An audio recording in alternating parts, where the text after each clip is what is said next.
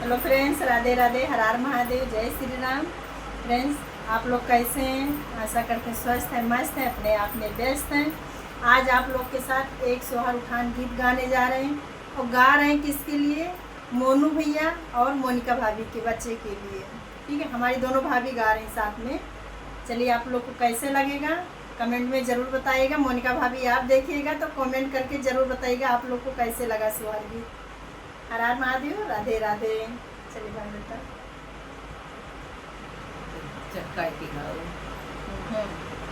तड़क भड़क रहा है। पहिले पहिले जवने आए ओ बारी में बैठल रहे, ओ बारी में बैठल रहे हो। बहिनी गुहावा उघारे पियवा देखै दाना, बड़ी सुंदर बाटी दाना, बड़ी सुंदर बाटी हो। जिनकर चूल्हा बरतना मातरा बहरा माता भीतरी बहरा माना हो। धाना जिनी करूरा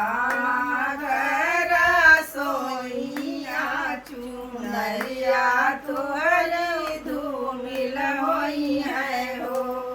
धाना जिने करूरा सोइया चुनरिया तुहरी धूमिल होई है हो।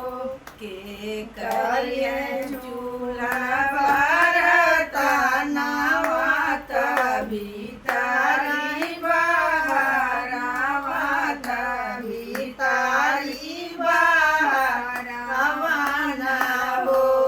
राजा के करिए राम के रसोइया चुनरिया हमारी बची रही है हो। राम राजा के करिए राम रसोइया चुनरिया हमारी बची जई है हो।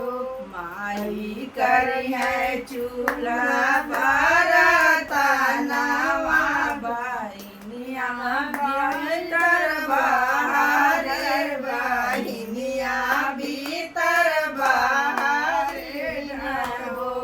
राना भाभी करिए राम सोइया चुनरिया तोहरी बची जई है हो।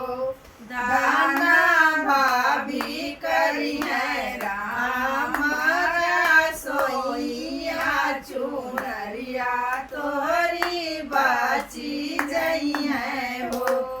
माई तोहरी बाटिन उड़ा बहिनिया ससुराई तीन, बहिनिया ससुराई तीन हो।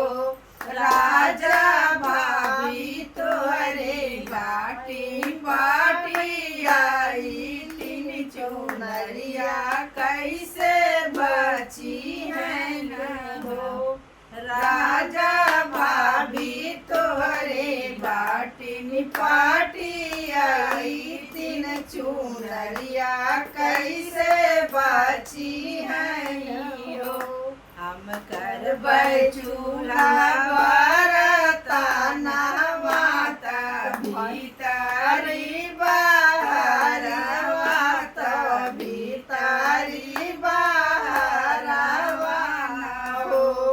धाना हम करबै राम के रसोइया चुनरिया तोहरी बची जई है हो। तोहरी बची जई है हो। फ्रेंड, आप लोग को कैसे लगा आप लोग ज़रूर बताइए कमेंट बॉक्स में। राधे राधे, हर हर महादेव।